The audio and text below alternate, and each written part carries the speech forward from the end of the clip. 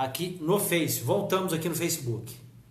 Já estamos de volta aqui com vocês para esse bate-papo. Nós vamos fazer aqui hoje um tema extremamente atual, esse cenário político e as eleições que se avizinham no domingo. Domingo nós temos, aqui em Minas Gerais, temos eleição, além de votar para governador, temos também a eleição para presidente da República. Eu tenho, nesses últimos dias, principalmente após primeiro turno, tenho tentado refletir bastante e entender um pouco desse cenário. Um cenário eleitoral, claro, é um cenário eleitoral muito confuso, um cenário eleitoral que em muitos momentos chega a beirar o ódio, chega a beirar a violência, né? Tivemos, infelizmente, até casos de morte durante o processo eleitoral. Então, isso é uma coisa que nós lamentamos muito, o que aconteceu ou que tem acontecido no processo político do nosso país. Mas o que eu tenho refletido? Eu queria que as primeiras pessoas que entrassem aí já me falassem se está legal o áudio, se está chegando bem. Está com muita chuva aqui na região metropolitana hoje, então isso acaba atrapalhando um pouquinho a internet, acaba dificultando a internet, então pode ser que vai ter corte aqui, pode ser que chegue alguns picos e pique também aí no áudio ou na imagem para vocês que estão nos acompanhando de todos os cantos de Minas Gerais, e também já temos algumas pessoas no Brasil e até fora do Brasil nos acompanhando. Então quem quiser participar pode me escrever aqui, pode manifestar como que está chegando a live, se está chegando bem o áudio aí para você ou para vocês, só me falar como está sendo o áudio, tá? Ainda não tive retorno aqui, mas aguardando. Acabou que eu tive 2 cortes aqui, eu vou cortar, vou tirar um desse aqui para vocês não confundirem. Tá? Vou excluir, deixa eu ver, excluir da página, vou excluir, vou ficar apenas com o que eu estou agora. Já comecei aqui, esse aqui que eu estou ao vivo agora, eu vou ver se tá dando para chegar legal o áudio. Acho que sim, tá chegando aí para vocês, tá bom. Pessoal, boa noite, muito obrigado pela presença, pela participação de vocês aqui comigo nessa live, onde vamos conversar um pouco sobre e de política aqui hoje. Qual que é a avaliação que eu tenho feito desse processo político? Primeiro, é importante avaliarmos e voltarmos um pouquinho lá atrás. O que aconteceu no nosso país no ano de 2013? Eu não sei se você que está me assistindo ou me ouvindo se lembra. Em 2013, junho de 2013, nós tivemos mega manifestações no Brasil inteiro. As manifestações começaram por causa da passagem do transporte público na cidade de São Paulo. Vários estudantes, vários alunos, jovens, começaram a manifestar no estado de São Paulo por causa da passagem, na cidade de São Paulo, na verdade. O governo de São Paulo reprimiu duramente aquelas mobilizações. E aquelas mobilizações que foram reprimidas, acabou que ganharam o apoio do restante do Brasil. Surgiram diversas outras manifestações no Brasil inteiro em apoio àqueles alunos que lutavam pelo transporte público da cidade de São Paulo. Pois bem, o que aconteceu em seguida? Pipocaram essas mobilizações e acabou que tivemos diversas outras. E em seguida começou a Copa das Confederações aqui no Brasil. E quando começou a Copa das Confederações, acabou que as mobilizações passaram a ser e começaram a falar por causa do preço dos estádios, de superfaturamento, de desvio de dinheiro, aquela enxurrada de coisa. Então, as manifestações que começaram por causa de um direito ou de um serviço público acabaram primeiro difusa e depois passaram a se concentrar em cima da questão da corrupção. Então, o tema da corrupção e até mesmo bater pesado em cima de políticos, de pessoas públicas, passaram a ser o grande mote. Eu me lembro bem que a avaliação do governo federal era uma avaliação extremamente positiva. A presidente de então estava correndo para ser reeleita tranquilamente, a Dilma em 2013 corria para ser eleita tranquilamente em 2014, e aquelas manifestações que começaram por um motivo, passaram por outros, acabou tentando enxovalhar a presidente e o seu partido no ano de 2013 e 2014. E claro, a oposição, que na época era capitaneada pelo PSDB, principalmente pelo Aécio Neves, essa oposição ela passou a bater pesado na questão da corrupção. E a corrupção passou a ser o tema central dos atos, da disputa política e também dos discursos que eram feitos. E aquele discurso, ele se transformou numa grande reação da população. A população passou a ir para as ruas, vestir a camisa verde e amarela e falar contra políticos e bater pesado contra tudo e contra todos. Até mesmo o Estado, eu lembro, um apresentador desses que era muito bem seguido, aquele Rafinha Bastos. Eu lembro que ele tinha gravado um vídeo à época, esse vídeo acabou viralizando, principalmente no YouTube, na época o YouTube tinha uma força muito grande, no YouTube, que ele falava: preste atenção você que está manifestando, a sua manifestação é contra o Estado, Então aquilo foi jogando na cabeça das pessoas e foi espalhando. Aquilo foi espalhando para a população, nas redes sociais, principalmente o mote da questão da corrupção. No ano de 2014, eu fiz uma prova de mestrado e a minha prova de língua estrangeira foi sobre as manifestações árabes, a Primavera Árabe. E eu lembro que na tradução, que eu tinha que interpretar texto e colocar, eu me lembro bem que tinha a discussão de como aqueles jovens faziam para se mobilizar e criar os atos nos países árabes. Qual era a forma? Era por meio das redes sociais. Então, as redes sociais foi o grande instrumento daqueles jovens na Primavera Árabe. E as redes sociais passaram a ser o grande instrumento de mobilização para as manifestações que surgiram em 2013, 2014. E o mote, o discurso político passou a ser o discurso da corrupção e contra o sistema e também contra o Estado. Quando eu falo Estado, eu estou falando de poder público. Na área do direito, eu sou formado em direito, então acaba que a gente usa muito o termo Estado. Mas você que está em casa, ou que está, qual lugar que você estiver me escutando, entenda Estado, que eu digo como poder público. Então o poder público passou a ser atacado também.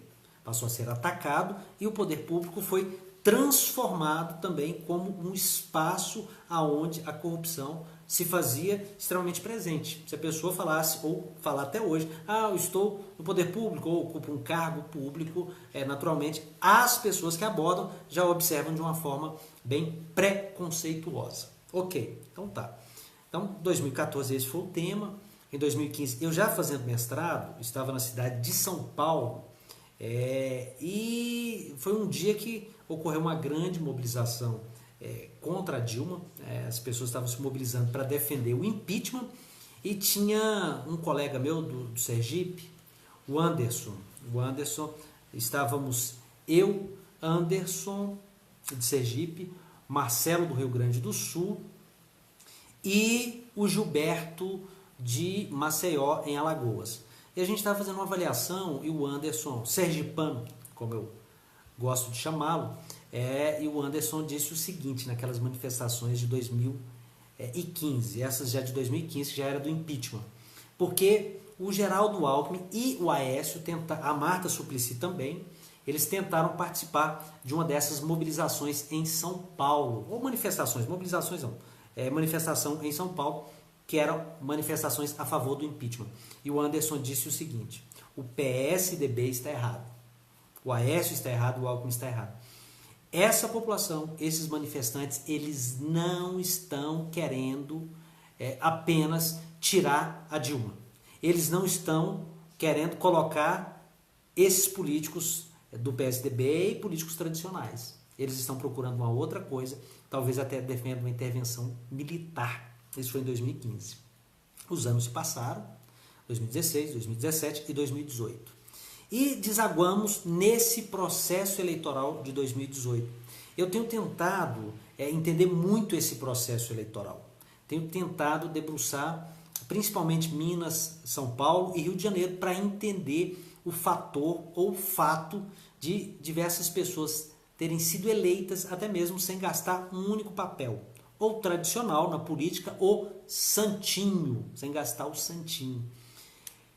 Em 2013, naquelas manifestações, eu me lembro que teve uma que pipocou em Brasília, teve quebra-quebra no Congresso Nacional, e saiu um diretor do Senado, lá fora, até deu uma entrevista para um grande canal de comunicação, ele disse o seguinte: eu estou aqui procurando quem são as lideranças, mas eu não estou achando as lideranças para discutir, para saber o que eles querem.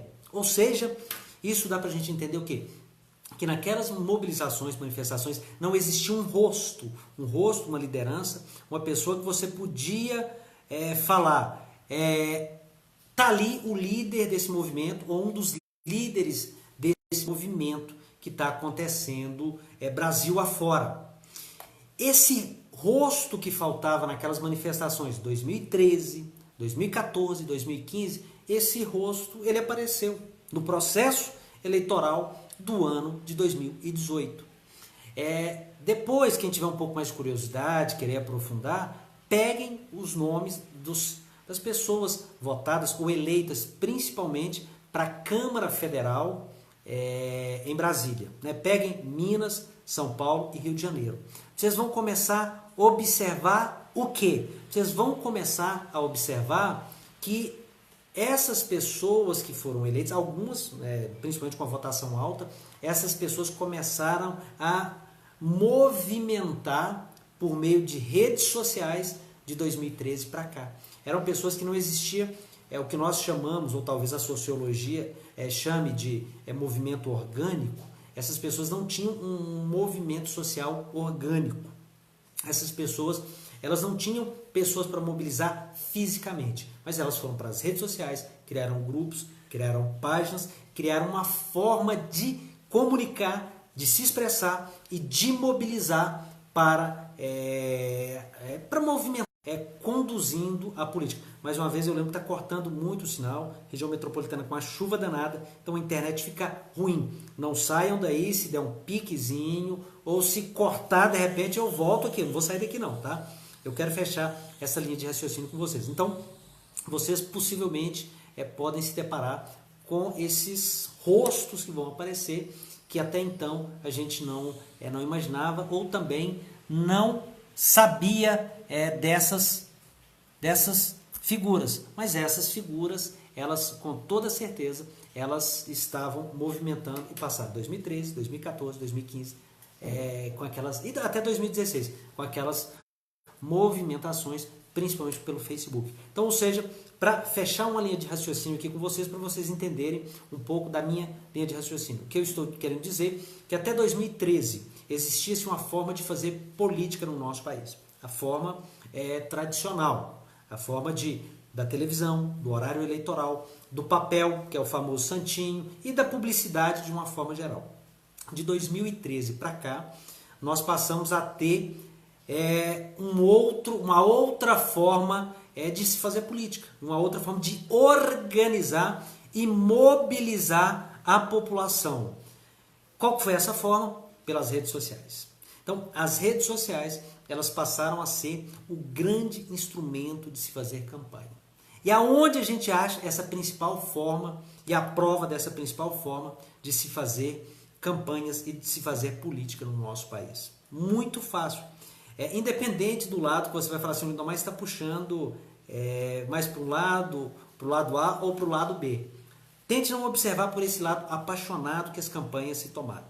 Tentem observar de uma forma racional e um pouco isenta de se fazer uma análise desse processo político. É claro que eu sou contaminado também. Contaminado por causa das minhas vivências, experiências, aonde eu fui formado, a forma da minha concepção e visão de mundo. Isso tudo faz com que eu tenha uma forma de enxergar e de observar o que está acontecendo. Cada um de nós temos essa forma. Mas claro que eu gostaria que vocês tentassem pegar essa linha de raciocínio minha. Então vamos lá, vamos pegar ela. 2013, mobilizações, acaba que passa a existir no Brasil uma forma diferente de mobilizar e de se fazer política. De 2013 para cá. Claro que leva-se um tempo para que isso aconteça. Ok? Tá. 2018, isso deságua em eleições diferentes de deputados federais, principalmente, e até mesmo nas eleições para governo. Nós temos dois lados na disputa presidencial, digo isso a nível federal. Nós temos, de um lado, um candidato, e eu disse na minha fala, em 2015, quando eu estava em São Paulo, que o Anderson Sergipano, lá do Sergipe, falava comigo, conosco naquela conversa que a gente acompanhava. Essas mobilizações não são para o PSDB, não são para o Aécio, não são para o Alpe. Essas pessoas querem uma outra figura. E essa outra figura que conseguiu canalizar aquela indignação da população que foi criada a partir dos discursos de 2013. Qual foi essa indignação? Qual foi essa indignação? Foi a indignação que passou a ter o discurso contra a corrupção, ou seja, ético, o discurso ético contra a corrupção. Passou a ter o discurso do Estado, né? Quantas pessoas eu não passei a assistir a defender um Estado mínimo, um Estado, ou seja, um Estado sem a prática da política pública, políticas sociais, então esse discurso. E um discurso muito grande que passou a ser construído, um discurso de ódio. Qual foi o candidato que conseguiu canalizar isso? O candidato Bolsonaro. O Bolsonaro conseguiu, com o grupo dele, construir uma forma de comunicação impressionante. É impressionante como eles conseguem movimentar o Brasil inteiro por meio das redes sociais. Lindomar, você está viajando? Não, eu não estou viajando, né? Estou observando. E onde eu observo isso? O candidato, estou falando a pessoa Bolsonaro. Ele, depois que ele sofreu aquele atentado lá na cidade de Juiz de Fora, tem até pessoas de Juiz de Fora me acompanhando aqui, a campanha dele passou a ser uma campanha somente virtual. Somente virtual. E o que ele fala, ou os filhos dele, ou o grupo dele fala, isso ganha uma proporção de espalhar de uma forma rápida, muito rápida. Então a mobilização dele é principalmente por rede social. O outro candidato, que é o Fernando Haddad, tem uma mobilização já, aquela mobilização mais de movimento social, aquela mobilização de partido político, de grupos políticos.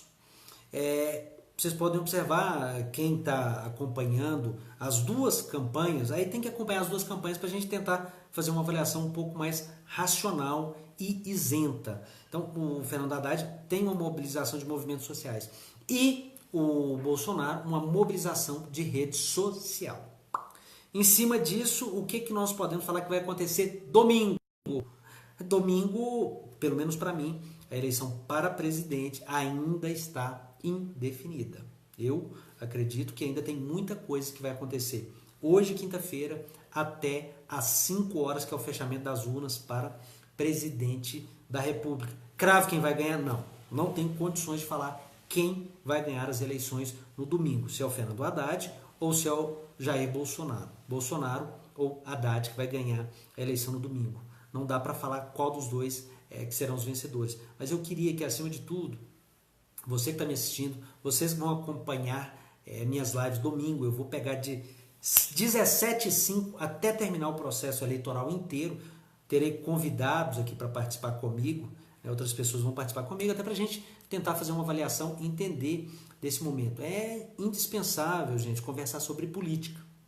Política, ela está em tudo, não tem como a gente fugir da política. A política é meio da política, é por meio da política que nós tomamos a decisão e influenciamos a vida das pessoas. Esse é o espaço, então não dá para a gente fugir da política. E uma última observação que eu vou fazer, essa foi uma campanha também das fake news. Nós não podemos esquecer que foi uma campanha das fake news. Mas raciocinem comigo. Historicamente, a política, vou repetir porque deu um corte aqui, historicamente as políticas no Brasil passaram por fake news. Só que existia um monopólio de fake news. Depois, quem tiver curiosidade, saiba um pouquinho da tentativa de influência da Rede Globo na eleição do Brizola no Rio de Janeiro. E procurem também, tem um documentário interessante, um documentário de 91, 92, da BBC de Londres, que chama Além do Cidadão Kane. O Além do Cidadão Kane conta os bastidores da criação da Rede Globo e também nos momentos que a Rede Globo interferiu na política no Brasil. Então a Rede Globo, para mim, ela sai como a grande derrotada desse processo eleitoral.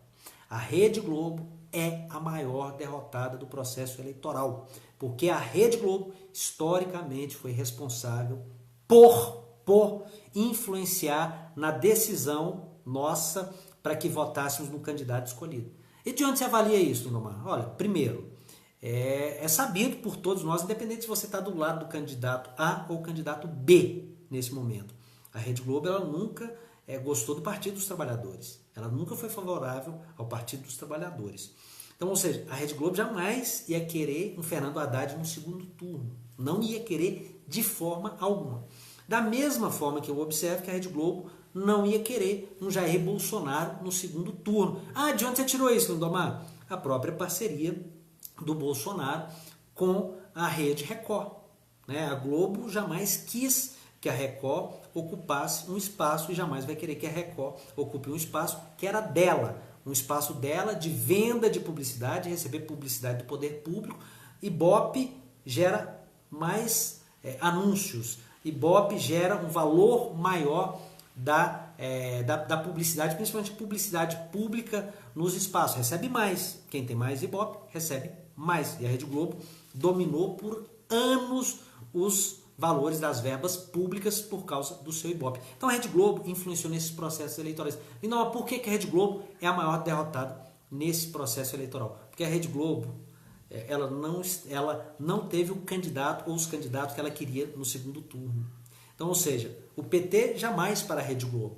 E o Jair Bolsonaro, principalmente por causa dessa relação que ele tem com a Rede Record, que a Rede Globo não ia querer um candidato com essa relação, indo para o segundo turno e até mesmo sendo vitorioso. Então a Rede Globo, para mim, é a grande derrotada desse processo político, que ela não tem mais o monopólio de fazer fake news. Fake news. A Rede Globo já fez muito isso. Você que está me assistindo, pesquise depois sobre essa eleição do Brizola e pesquise também como foi a eleição de 89, a edição do último debate que a Rede Globo fez, passou pesquisas falsas, tentou colocar na cabeça das pessoas que candidato A tinha sido melhor do que o candidato B e justamente foi em cima disso que nós elegemos o Fernando Collor de Mello em 1989 e nós sabemos tudo o que aconteceu.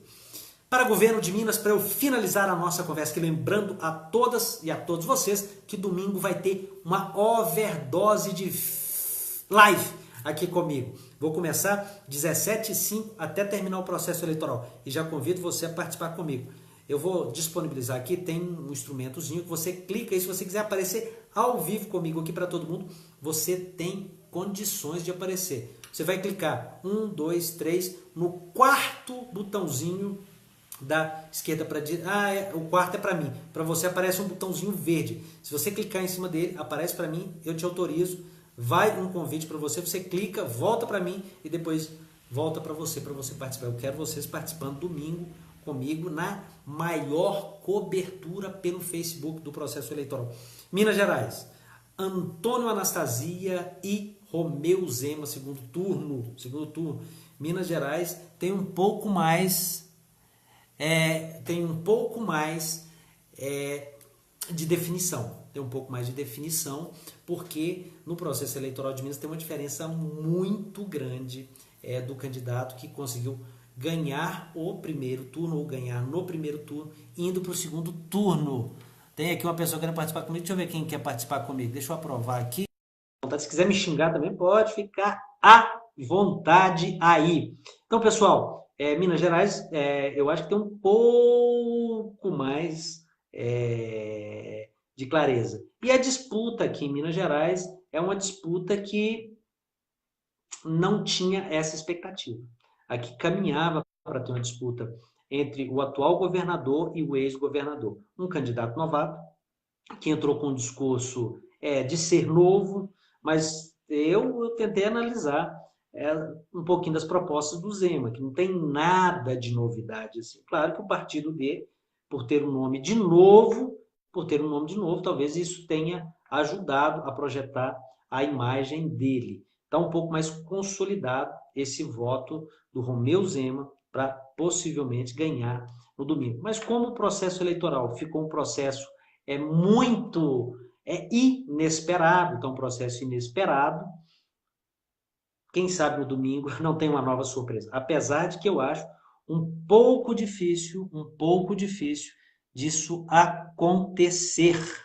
Mas tem sim uma possibilidade de quem ganhou o primeiro turno no dia 7 de outubro reafirmar, continuar na frente e conseguir ganhar as eleições aqui em Minas Gerais. Aline, estou te autorizando, você tem que clicar nele de novo aí para você aparecer aqui para mim, ok? Então você tem que clicar, vai aparecer um botãozinho aí para você aparecer, para você tá na conversa aqui comigo. Deixa eu só ver aqui, para eu começar a pensar em encerrar as falas aqui. Boa Eu só noite! tô querendo te Tudo desejar bem? muito boa sorte, te Tá escuro, você cumprimentar, não tá aparecendo. porque não deu dessa vez, mas nós estamos juntos para a próxima, Obrigado, Aline. tá? Acho que aqui tá meio escuro, mas tô feliz em ver você bem, tá? Beijo, boa noite. Muito obrigado, viu? Juntos e misturados, a nossa luta continua. Tá escuro, o pessoal não tá te vendo, viu? É porque eu não tô conseguindo te ouvir. Obrigado, viu? Beijo, boa noite. Dá boa noite para todo mundo aí.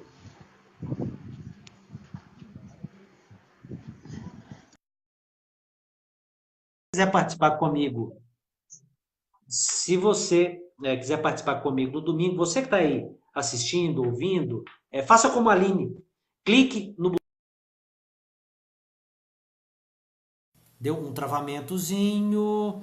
Aline, estamos juntos. A Denise, olá. O Antônio Félix, grande Lindomar Gomes, obrigado. Rosiane está falando que concorda com o que eu falei. A Denise Broglio, falei isso naquela época. Isso mesmo, Lindomar. Olha aí, a Magna Sanders está fazendo um gesto aqui para mim. Obrigado. Estou fazendo assim. A Admeia. A vida brilha mais intensamente quando temos amigos como você. Vim te desejar uma linda noite. Obrigado, minha amiga, para você também. O Júnior Landim Lindomar, você é 13, obrigado. Karine Moura, boa noite, seu lindo. Boa noite, obrigado.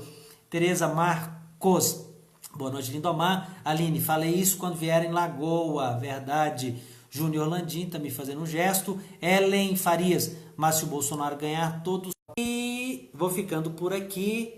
O Bruno Vilaça, excelente análise, amigo. Forte abraço, guerreiro. Obrigado, Brunão, sempre comigo. Um abraço pro seu irmão também, o Hugo Vilaça. A Aline tá pedindo desculpa, tá falando que tá com muita chuva lá na cidade dela. Tá geral, viu? Essa região central nossa tá com muita chuva. Então, pessoal, obrigado. Eu espero todos e todos vocês no domingo, 5 e 5. Por que eu vou fazer 5 e 5? Porque até 5 horas eu vou evitar de fazer live ou de escrever aqui na minha página, porque tem as vedações e as proibições eleitorais. Vou fazer 5 e 5 porque já vai ter um tempo e eu não vou poder dar notícias. Até possivelmente umas 19 horas, que é quando vai ser autorizado para presidente da República.